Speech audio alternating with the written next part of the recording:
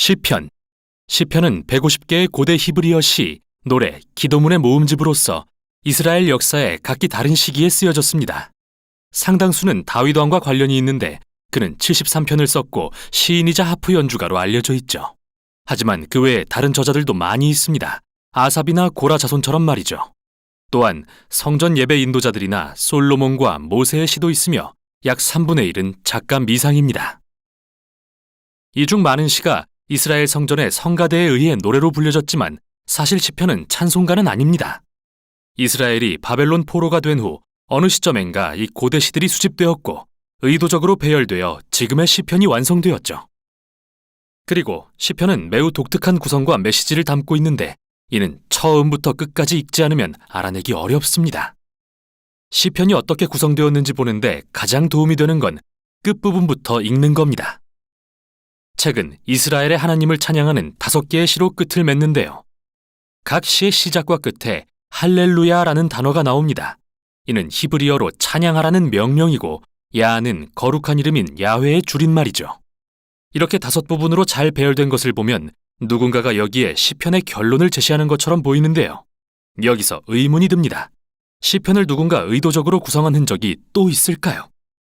만약 시편의 표제를 관심 있게 보신 분이라면 책의 총 5곳에 제 1, 2, 3, 4, 5권이 표기되어 있는 것과 시편이 크게 5부분으로 나뉜다는 걸 발견하셨을 텐데요.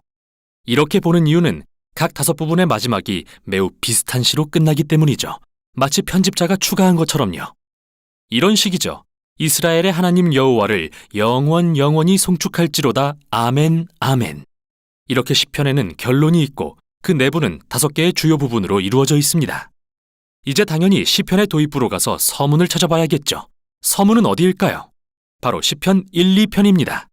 이 두 편이 제1권 바깥쪽에 배치된 이유는 제1권과 달리 다윗과 연관이 없고 작가 미상이기 때문이죠. 시편 1편은 주의 율법을 묵상하며 밤낮으로 기도하듯 읽고 순종하는 자가 얼마나 복 있는지를 찬양하는데 여기서 율법이라는 단어는 단순하게는 가르침을 뜻하며 구체적으로는 구약 앞부분의 토라, 즉 모세오경을 가리킵니다. 실제로 여기서 이 단어는 2가지 의미를 다 가지고 있는데 그게 왜 시편이 5부분으로 되어 있는지 설명하죠.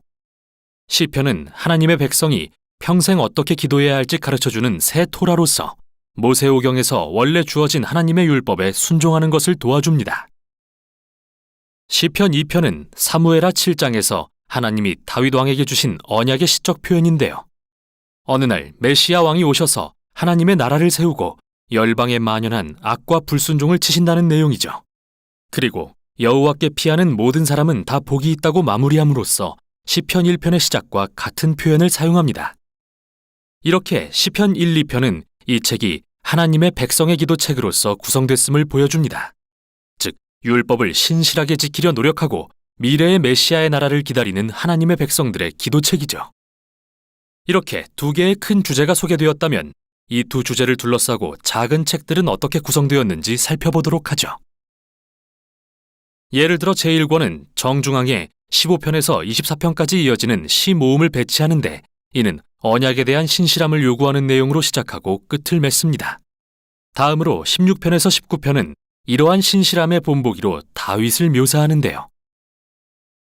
그가 하나님의 구원을 바라며 간구할 때 하나님은 그를 왕으로 높이시죠. 여기에 상응하는 부분은 시편 20편에서 23편입니다. 과거의 다윗은 미래에 오실 메시아 왕의 형상이며 그도 역시 하나님께 간구합니다. 그는 구원받을 것이며 열방을 통치하는 나라를 얻게 될 것입니다. 그리고 이 시들의 중심에 시편 19편이 배치된 이유는 율법을 주신 하나님을 찬양하기 위함이죠. 자, 보십시오. 시편 1, 2편의 2 주제가 여기에서 단단히 하나로 묶입니다. 제2권은 2편의 시로 시작되는데 이들은 미래에 시온의 성전으로 돌아올 것에 대한 소망을 노래하며 이는 메시아의 나라에 대한 소망과 밀접한 관련이 있죠. 그리고 제2권은 미래의 메시아 왕이 열방을 통치하실 것을 묘사하는 시로 끝을 맺습니다. 이 시는 정말 놀라운데요. 왜냐하면 예언서에 나온 메시아의 나라에 대한 모든 구절들을 반복하기 때문이죠. 그리고 이 왕의 통치를 통해 하나님께서 아브라함에게 열방을 복주시겠다 하신 약속이 성취될 거라는 말로 끝이 납니다. 제3권 역시 하나님이 다윗에게 하신 약속을 떠올리게 하는 시로 결론 짓는데 이번에는 포로된 이스라엘에 대한 것입니다. 이 시의 저자는 하나님이 다윗의 자손을 결코 버리지 않겠다고 약속하셨지만 이스라엘이 파괴와 포로됨, 그리고 다윗 왕국이 몰락을 겪은 것은 불순종의 결과라고 봅니다. 그리고 주께 다윗에게 하신 약속을 잊지 마시라고 간청하며 끝을 맺죠. 제4권은 바로 이 포로라는 위기 상황에 대처하는 내용입니다. 그래서 첫 시에서 모세의 기도를 통해 이스라엘의 뿌리를 기억하게 합니다. 황금송아지 사건 이후 시내산에서 하나님께 자비를 보여주시라고 했던 기도 말이죠. 제4권의 중심에는 이스라엘의 하나님이 온 세상의 진정한 왕이심을 선포하는 시들과 나무, 산, 강, 모든 피조물이 그날, 즉 열방에 하나님의 공의와 그의 나라가 임할 그날을 찬양하는 시로 가득합니다. 제5권은 하나님이 그의 백성들의 울부짖음을 들으시고 어느 날 미래의 왕을 보내서 악을 물리치고 그분의 나라를 세우실 것을 확증하는 일련의 시로 시작합니다. 또 두 개의 큰 모음집도 담겨 있는데 하나는 할렐이고 다른 하나는 성전에 올라가는 노래로 불립니다. 각각의 모음집은 미래의 메시아의 나라에 대한 시로 끝을 맺는데요. 이 둘은 미래의 하나님께서 그의 백성을 출애굽 때와 같이 구원하실 거라는 소망을 품게 합니다. 그리고 바로 그 사이에 119편이 있는데요. 시편에서 가장 긴 시죠. 각 절의 첫 글자가 히브리어 글자의 순서대로 시작하는 형태이며 하나님이 그의 백성에게 주신 선물인 율법의 말씀에 대해 감탄하는 내용입니다. 자, 봅시다. 시편 1, 2편의 두 주제와 율법, 그리고 메시아가 모두 제5권에서 결합되죠. 그리고 이게 결론에 5편의 시로 연결되고요. 그중 가운데 있는 148편은 모든 피조물에게 이스라엘의 하나님을 찬양하라고 명령합니다. 그가 그의 백성의 뿔을 높이셨기 때문이죠.